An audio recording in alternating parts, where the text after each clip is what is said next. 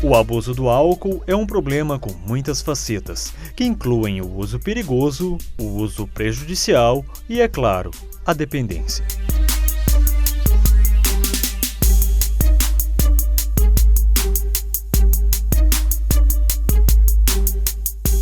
Bom dia, doutor. O álcool ele causa alterações múltiplas no funcionamento do organismo da pessoa?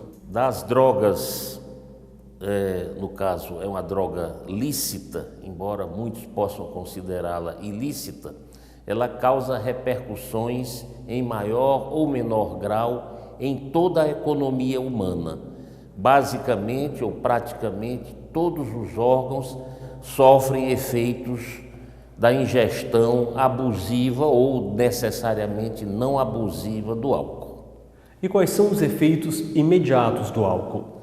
Bom, os efeitos imediatos do álcool são sobejamente conhecidos, né? São aqueles ligados à intoxicação alcoólica. O indivíduo perde um pouco do senso de orientação, há um componente de euforia que todos conhecemos, né? Isso é percebido tanto pelo exame, digamos assim, clínico, a percepção natural das coisas, o andar dificultoso, a voz enrolada, é o slurred speech dos autores americanos, né? Os olhos navegam, é chamado tecnicamente de nistagmo horizontal, a confusão mental e, num grau mais avançado, o que se chama de coma alcoólico, quando a alcoolemia atinge a níveis muito importantes. Coma alcoólico este que pode ser eventualmente grave e até mortal, ou se não mortal, deixar lesões, sequelas no sistema nervoso central, que tolera muito pouco a ausência de glicose esta que é muito consumida quando o organismo tenta metabolizar a oferta excessiva de álcool. Os efeitos agudos, né, de imediato são esses, é o da embriaguez alcoólica que a gente conhece. Paralelamente a isso, o indivíduo alcoolizado sofre acidente com maior facilidade, sofre um tombo, se dirigir um automóvel, se sabe todo que é passível de produzir acidentes e tudo mais. E quanto aos efeitos tardios? Bom, os efeitos tardios, né, como referimos a princípio, se manifestam basicamente ou praticamente em todos os setores da economia humana. Por exemplo, no aparelho digestivo, desde as gastrites, né? As esofagites, que são inflamações do estômago, a gastrite, a esofagite, a inflamação do esôfago. O fígado é o órgão, digamos assim, preferencial, juntamente com o pâncreas, daqueles que sofrem agressão alcoólica. Essa agressão do álcool sobre o fígado se faz assim numa gradação, que inclui, tecnicamente falando, a esteatose hepática, que seria uma lesão mais benigna, o fígado aumenta, se torna doloroso, algumas enzimas hepáticas que são conhecidas, as transaminases ou a gama-GT, que as pessoas conhecem, se elevam um pouco. Numa etapa seguinte, digamos assim, ou numa outra pessoa, você pode ter a hepatite alcoólica, que essa pode ser mais grave.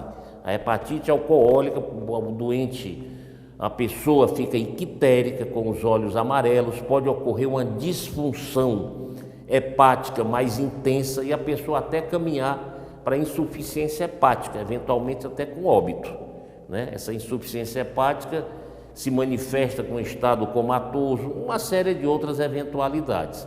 E quanto à cirrose? Você pode ter a cirrose alcoólica. Esta cirrose alcoólica é irreversível e causa também danos muito grandes à pessoa. O pâncreas é outro também que é alvo das lesões do álcool. Cita-se a pancreatite aguda, a pancreatite crônica, né, que também são eventos ocasionalmente catastróficos. Doutor, o álcool tem alguma relação com a impotência sexual? O alcoólatra, né, tem, tanto do ponto de vista somático quanto do ponto de vista psicológico, emocional, dificuldades nesse aspecto muito importante do nosso comportamento. Por exemplo, os que têm cirrose têm uma alteração hormonal, né, que leva a síndrome de disfunção erétil, como se chama. E também, do ponto de vista emocional, o relacionamento, de um modo geral, afetivo, é bastante prejudicado. Isso naqueles indivíduos que fazem uso do álcool de modo prolongado, quando a ingesta alcoólica se torna doentia, patológica. Nos indivíduos outros que bebem o álcool moderadamente, ele numa primeira etapa é euforizante, né? Ele perde as inibições e pode favorecer a sociabilidade, a afetividade, mas de modo exagerado ele vai acabar se ressentindo desses efeitos do álcool, meio que dá um entorpecimento e assim por diante. Há que se ter moderação, portanto. Então, doutor, para finalizar, eu gostaria que o senhor deixasse um recado aí aos nossos telespectadores para, enfim, evitar aí as doenças que foram citadas. Eu diria o seguinte: virtus in média, a virtude está no meio, né? O consumo do álcool é muito estimulado na nossa sociedade ocidental, né? Ele é benéfico também. Álcool em moderadas quantidades, tem aquela história dos flavonoides, etc., eles exercem um efeito protetor sobre os vasos, diminui a incidência de doenças cardíacas.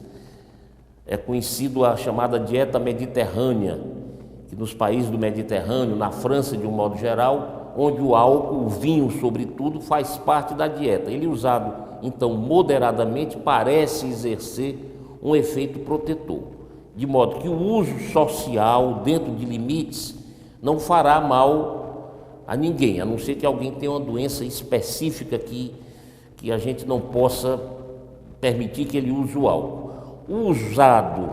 Utilizado, ingerido de modo abusivo, né, tanto a curto prazo, como se já mencionou, e como a longo prazo também, ele trará efeitos danosos e às vezes irreparáveis à saúde das pessoas.